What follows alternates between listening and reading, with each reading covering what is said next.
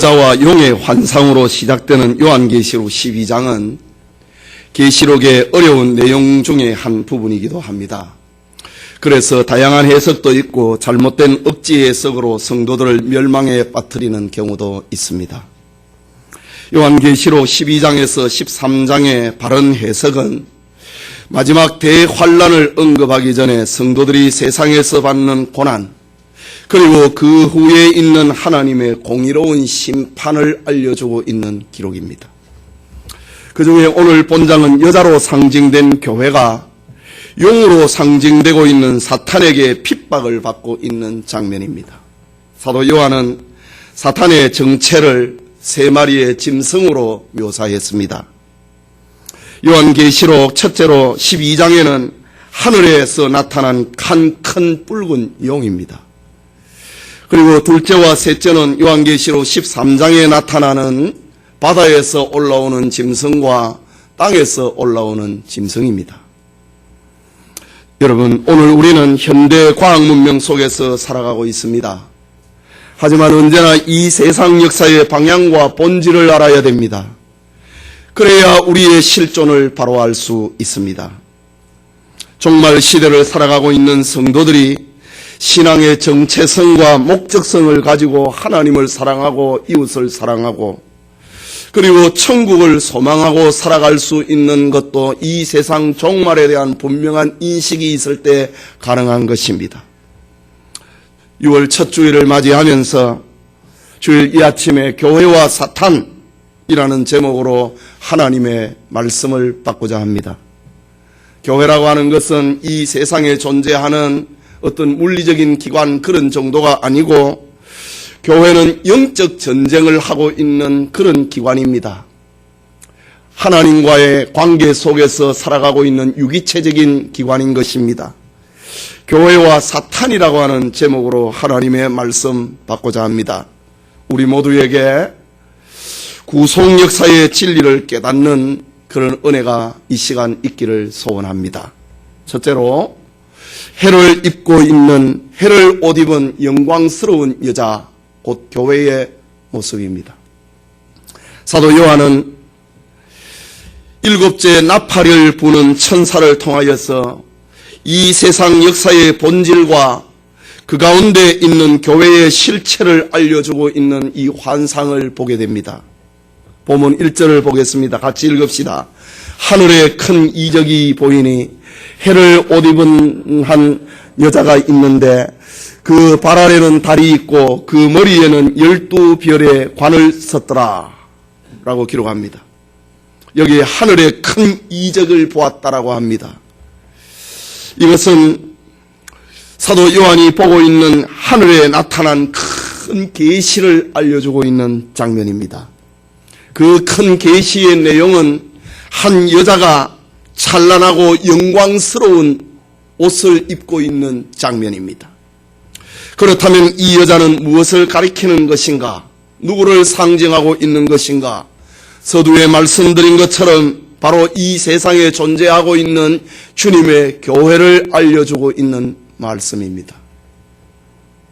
그런데 사도 요한이 보았던 이 여자의 모습이 얼마나 찬란하고 영광스러웠던지 요한은 자기가 보았던 이 광경을 네 가지로 묘사하고 있습니다. 이 세상에 있는 교회는 찬란하고 영광스러운 옷을 입고 있는데 그 영광스러운 장면을 무엇 때문에 영광스러운 것인가? 그것을 요한은 이렇게 네 가지로 자기가 본 것을 기록해 주고 있습니다. 그 첫째가 해를 옷 입고 있는, 태양을 옷 입고 있는 여자의 모습입니다. 여러분, 사람이 아름다운 옷을 입으면 그 모양이 맵시가 얼마나 달라집니까? 그런데 오늘 성경에 나타난 한 여자는 태양을 옷으로 입고 있습니다. 여러분, 태양을 옷으로 입었다고 합니다. 네, 등 뒤에 깜깜한 곳에서 전등 불만 비추어도 정말 낯설어 보이고 새로운 사람처럼 보이는데 뒤에 태양을 옷을 입었다고 하는 그 영광스러운 광채를 한번 상상을 해 보십시오. 이 세상에 존재하고 있는 교회는 세상의 권력자, 부자와 지식인들이 볼 때에 약하고 초라해 보이지 않습니까? 보잘것없어 보이지 않습니까? 그러나 교회의 본질은 세상이 보는 것과 다르다고 하는 말입니다. 교회는 찬란한 영광을 옷 입듯 하고 있습니다. 마치 태양을 옷 입듯 하고 있는 이 세상에 반짝이는 보석과 같은 것이라는 말입니다. 이것이 사도 요한이 보았던 큰 기적입니다. 교회가 이 세상에서 당시에 사도 요한이 로마에 의해서 압박을 당하고 핍박을 당하고 목자와 양이 흩어지고 사도 요한은 반모섬에 유배를 당하였지만은 그러나 요한에게 보여주고 있는 이 세상에 존재하는 교회의 실체, 그것은 마치 태양을 옷 입듯 하고 있는 찬란한 영광스러운 모습이었습니다. 여러분, 세상에는 화려하지 못한 모습을 가진 작은 교회들이 참으로 많이 있습니다. 소위 개척교회는 주변에 곱지 못한 시선과 인적 그리고 물질적으로 재정적으로 말할 수 없는 고통 속에 지금도 살아가고 있습니다. 그리고서 북한과 중동의 지하교회들은 세상 권력의 위협과 불안과 억눌림 속에 지금 살아가고 있습니다. 그러나 교회가 세상에서 어떤 모습을 하고 있든지 간에 그 본질은 태양을 옷 입듯 하고 있는 찬란한 영광의 모습이라고 하는 것입니다. 이것이 사도 요한이 보았던 큰 이적입니다. 자기가 이전에 느끼지 못했던, 이전에 생각하지 못했던, 이전에 상상하지 못했던 교회의 모습을 사도 요한이 보았다고 하는 것입니다. 마치 태양을 옷 입듯 하고 찬란하게 영광스러운 빛을 발하고 있는 모습이었습니다. 이것이 바로 교회의 본래의 모습이었다는 것입니다. 이 본래의 모습을 보는 순간 사도 요한은 마치 큰 이적과도 같았다. 여러분, 우리가 예수를 믿으면은 우리의 모든 어떤 모습들이 새로워 보이지 않습니까? 사도 요한이 교회의 본래 모습을 깨닫게 되었을 때에 그것은 마치 큰 이적과도 같았다. 교회를 바로 알 수 있는 우리 성도들이 되시기를 소원합니다. 둘째는 달을 발로 밟고 있는 한 여자의 모습입니다. 1절에 계속되는 말씀이지요.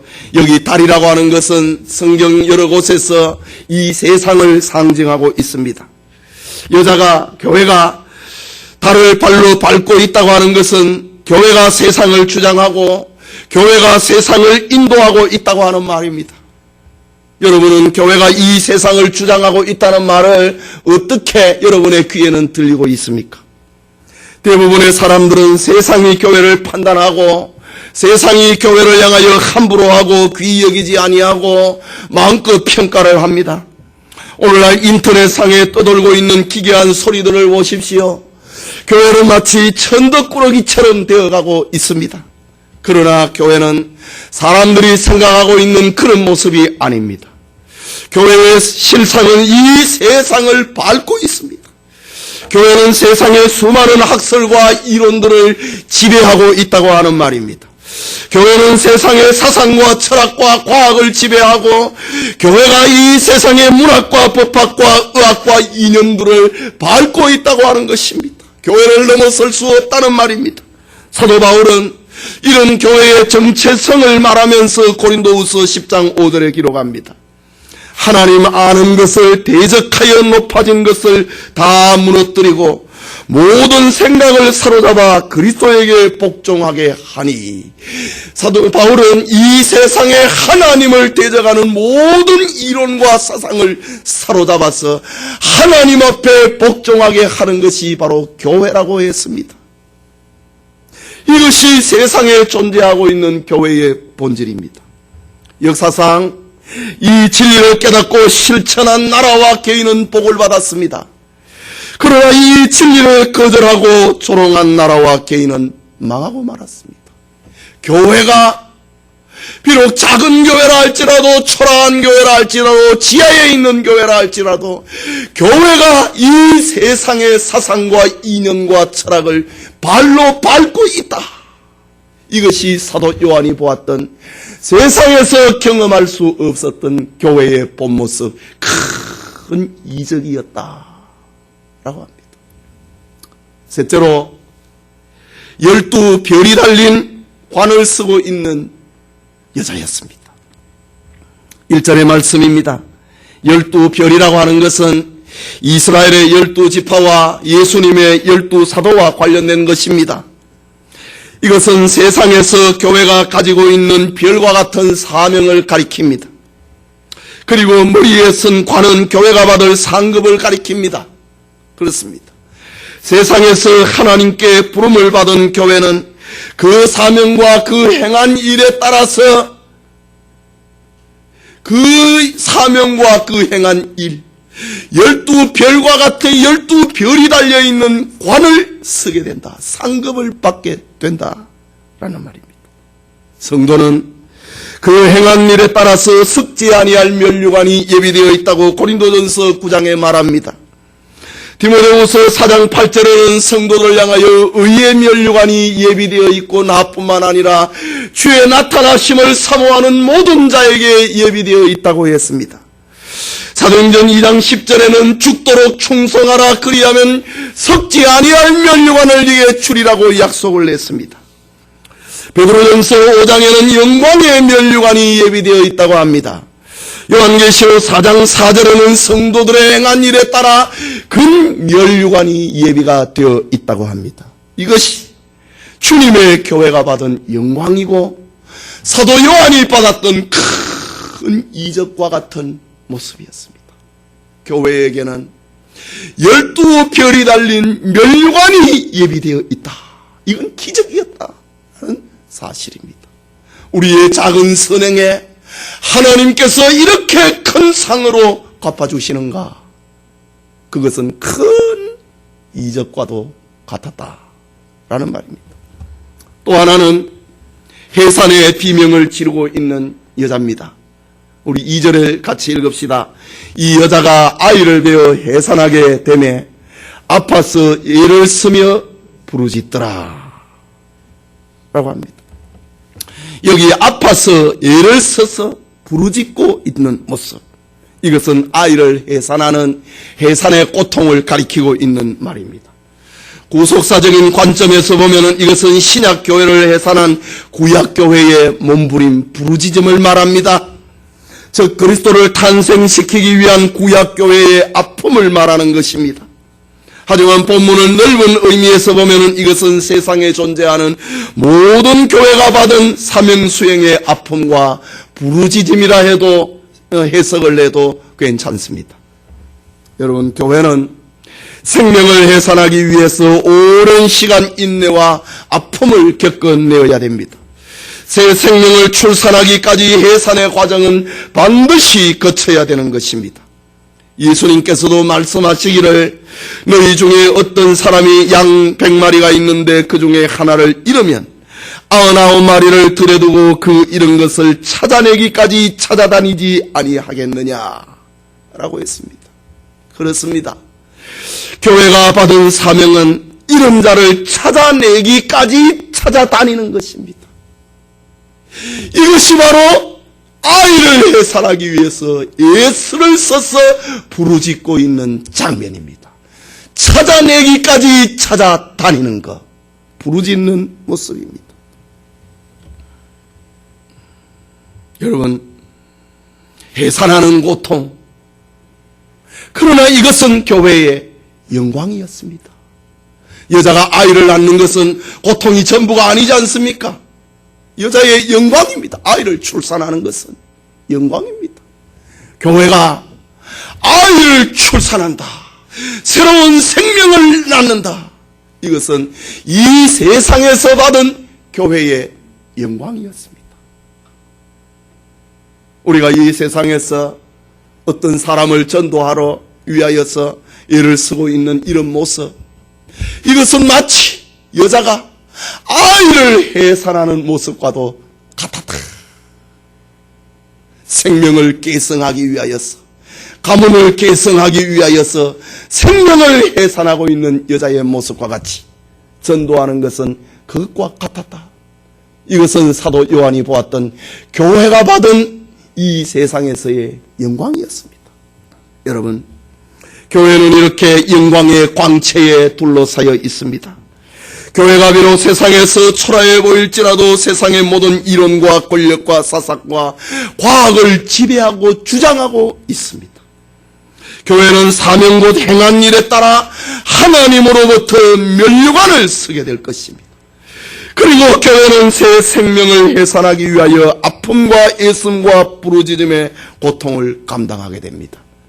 이것이 바로 교회가 이 세상에 존재하고 있는 본질이고 이 세상에 있는 교회가 가지고 있는 영광이었다. 사도 요한은 이 모습을 가리켰어. 내가 하늘에서 큰 이적을 보았다.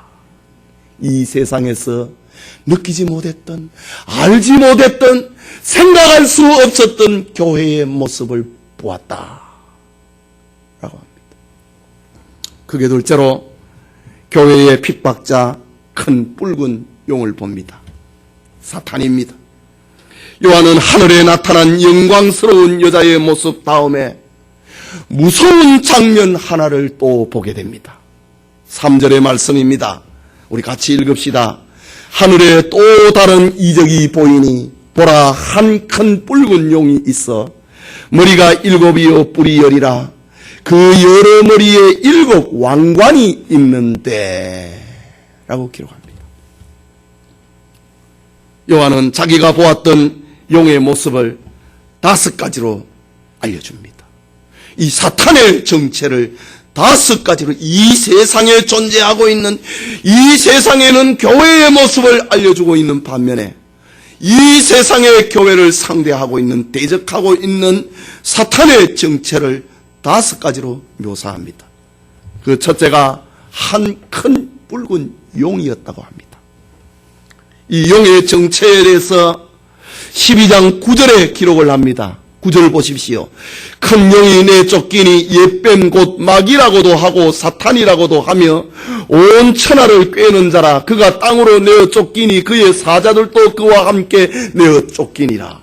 하늘에서 내어 쫓긴 용이 이 세상에 있는 교회를 핍박을 하고 있는 장면입니다. 여러분, 에덴 동산에 아담과 하와를 미혹을 하고 하나님과의 관계를 끊어버렸던 사탄은 여전히 살아서 활동하고 있는 장면을 요한이 보았습니다. 옛뱀이 없어지지 않았구나. 우리 인류의 조상 아담과 하와를 타락시켰던 그 사탄이 없어지지 아니하고 이 세상에 교회를 미혹하고 있구나. 그것을 보았습니다. 그것을 보고 사도 요한은 이것은 큰 이적이었다. 세상 사람들이 모른다 이것이. 그래서 천사는 요한에게 그 영은 옛뱀 곧 마귀라고도 하는 사탄이라고 했습니다. 사탄은 온 천하를 꿰는 힘의 소유자입니다. 뿐만 아니라 용의 색깔이 붉었다고 합니다. 이것은 사탄의 잔인함, 사탄의 사악함, 사탄의 증오심이 끌어오르고 있는 불타는 핏빛을 말하고 있습니다. 피에 굶주려 있는 사탄의 모습입니다. 사탄은 사람을 죽이는 힘을 가지고 있습니다. 사탄은 사람의 영혼을 지옥으로 끌어가고자 하는 잔인함, 사악함, 증오성을 가지고 있고 살인성을 가지고 있습니다. 사탄의 최종 목적은 성도들을 하나님에게서 끊어내어서 지옥 백성이 되게 함에 있는 것입니다. 사탄은 바로 이 세상과 교회를 멸망시키려고 하는 목적을 가지고 활동을 하는데 이것이 하늘이 열려서 사도 요한에게 보여주었던 큰 이적이었다.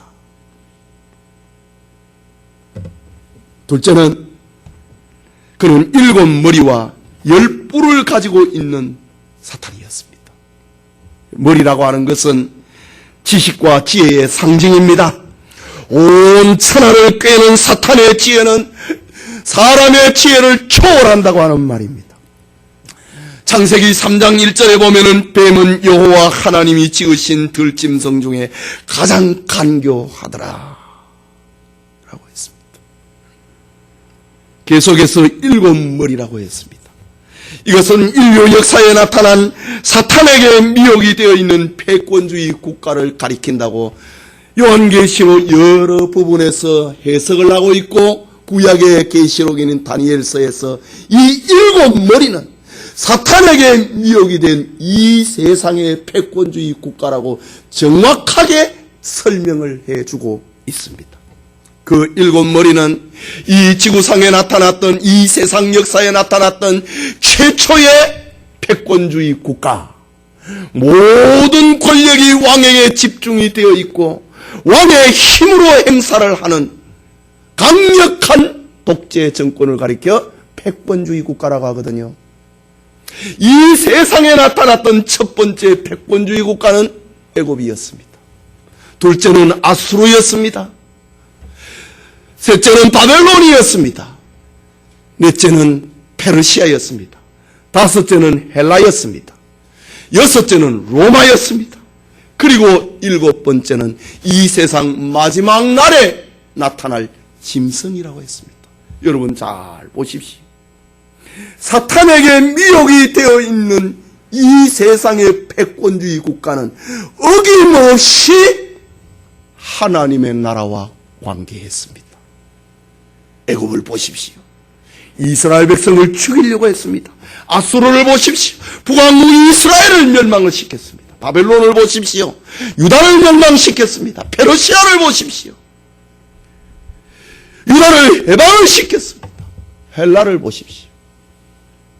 하나님 섬기는 제도를 이스라엘에서 없애버렸습니다. 로마를 보십시오. 예수님을 십자가에 못 박고 신자들을 박해했습니다. 이 일곱 머리의 짐승은 어김없이 이 세상에 존재했던 교회와 관계했습니다. 사탄의 정체가 바로 교회를 무너뜨리기, 성도를 미혹하여서 지옥 백성으로 만들기 위함이었기 때문입니다.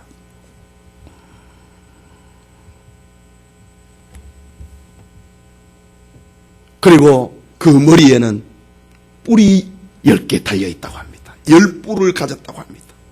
뿔이라고 하는 것은 힘의 상징입니다. 콧불소의 뿔은, 황소의 뿔은 힘의 상징입니다. 그 뿔이 10개나 되니 교회를 박해하는 사탄의 힘과 지혜가 얼마나 강력한가를 알려주고 있습니다. 저 애굽의 권력을 보십시오. 아수르와 바벨론의 페르시아의, 헬라와 로마의 권력의 힘을 보십시오. 10개의 뿔이 달린 것과 같습니다. 그래서 예수님은 사탄을 가리켜서 누가복음 8장 30절에는 군대라고 하는 별명을 붙였습니다. 사탄은 막강한 권력과 지혜로 신실한 성도들을 학대하고 교회를 삽시간의 분쟁과 어려운 재난 속에 몰아넣고 있는 것입니다. 이것이 사탄입니다.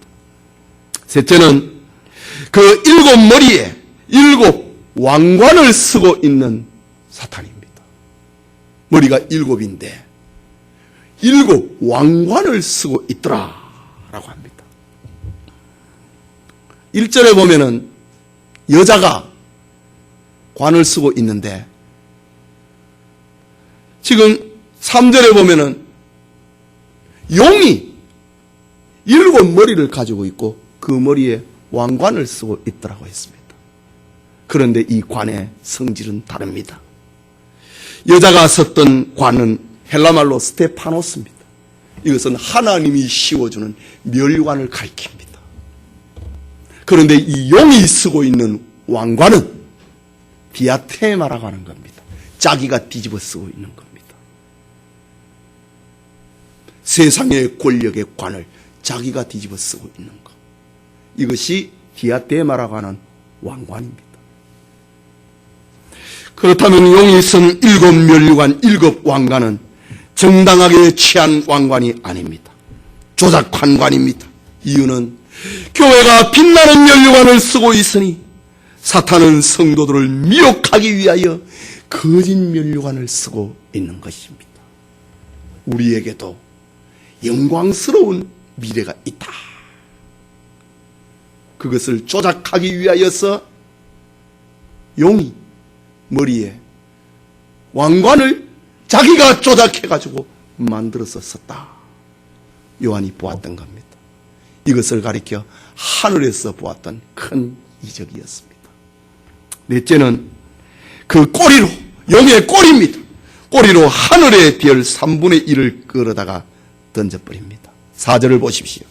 그 꼬리가 하늘의 별 3분의 1을 끌어다가 땅에 던지더라. 용이 해산하려 하는 여자를 앞에서 그가 해산하면 그 아이를 삼키려고자 하더니 라고 합니다. 여기 꼬리라고 하는 것은 여러분 꼬리 친다고 안 합니까? 그건 교활함을 말합니다. 사탄은 교활하게 하늘의 별 3분의 1을 끌어다가 땅에다가 내던져버립니다. 이것은 무너뜨리고 타락시키는 행위를 말합니다. 사탄이 하는 일을 말합니다. 그렇다면 이 별은 누구이겠습니까? 바로 교회를 목양을 하고 있는 하나님의 종들, 사역자들을 가리킵니다. 용이 하나님의 종 3분의 1을 유혹을 해서 타락시켜버린다. 땅에다 던져버린다. 라고 합니다. 하늘에 반짝이는 그 기능을 하지 못하도록 하늘의 별 3분의 1, 교회를 목양을 하고 있는 목사의 3분의 1을 끌어다가 땅에다 던져버린다. 그렇다면은 이 세상 종말의 교회에 하나님의 종들의 타락이 있다고 하는 것을 알려주고 있는 것입니다. 에덴 동산에서 아담과 하와를 미혹을 하여서 그를 땅에 던져버렸던 사탄이 이 마지막 날 세상에도 그 잔인성과 엄청난 지혜와 힘을 가지고 하나님의 종들 3분의 1을 땅에 던져버린다. 이것이 사탄이 하는 일이었고 요한이 보았던 깜짝 놀랄 만한 이적이었습니다. 그 마지막 다섯째로 여자가 낳은 아이를 삼키려고 하는 사탄입니다. 4절 후반부입니다. 용이 해산하려는 여자 앞에서 그가 해산하면 그 아이를 삼키고자 하더니 라고 합니다. 용이 여자가 낳은 아이를 삼키고자 하는 이유가 무엇입니까? 여자를 구약교회로 해석을 하면 창세기 3장 15절에 약속한 대로 사탄의 머리를 상하게 할 하나님의 아들 메시아의 출현을 막기 위함입니다. 사탄은 자기를 지키기 위하여서 세상의 지혜와 권세를 가지고 여자의 후손 아들 메시아를 죽이려고 했습니다. 그래서 사탄은 구약시대에 다윗의 혈통을 끊으려고 했고 하나님의 선지자들을 박해했습니다. 시드기야 선지자는 에레미야의 뺨을 치면서 하나님의 신이 나를 떠나서 너 속에 들어갔단 말이냐, 감옥에 집어넣으라고 했습니다.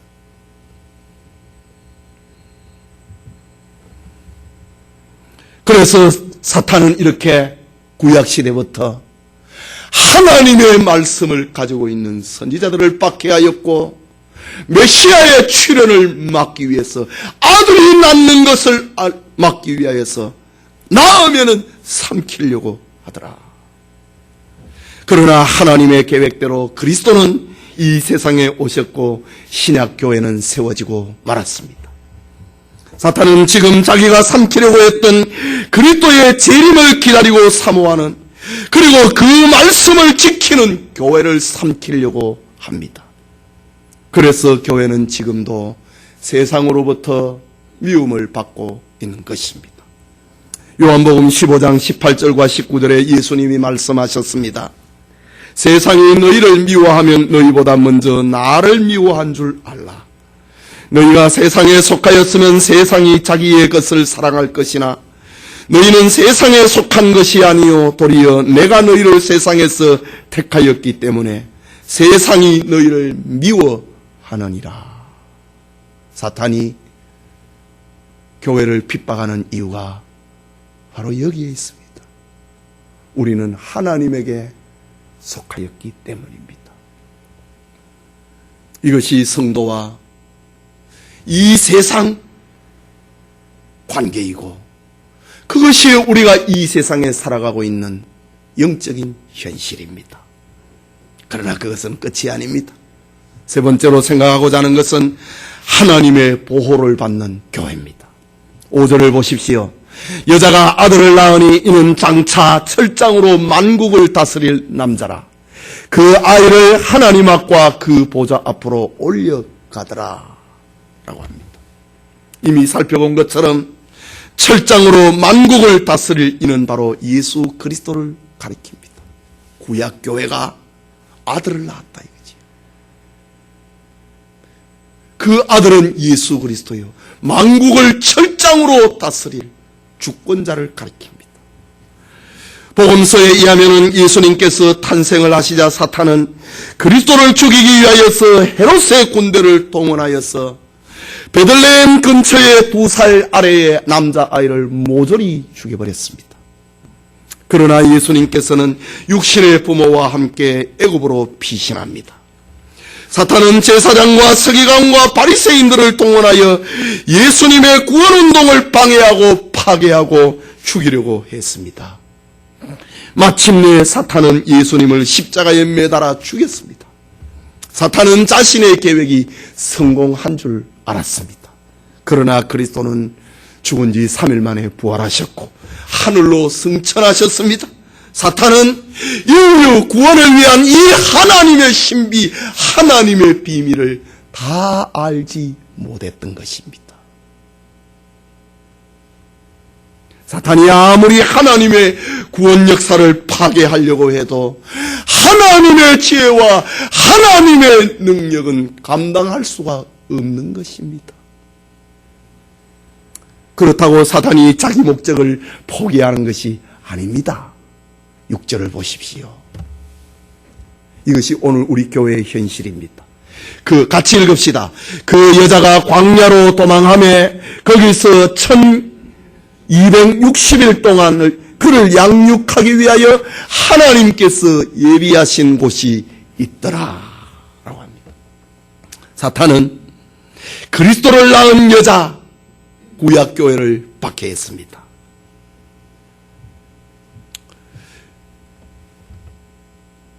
그리고 아들을 낳아버렸습니다. 아들을 낳아버린 여자 신약교회입니다. 오늘의 성도들의 신앙생활은 아들을 낳아버린 여자의 모습. 사탄이 교회를 박해하니까 광야로 도망을 쳐서 1260일을 보내는 기간입니다. 이곳 광야는 1260일, 이것은 그리스도의 초림부터 재림까지 존재하고 있는 신약교회를 말합니다. 오늘 성경에 이것을 가리켜 하나님이 예비하신 곳이 있더라. 신약교회의 모습은 하나님이 예비해 놓은 피난처입니다.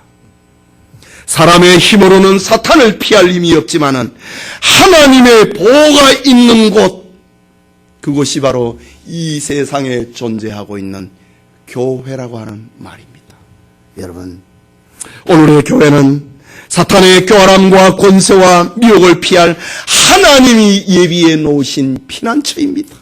그래서 여러분 어려운 일을 만나면 교회에 기도하러 오지 않습니까?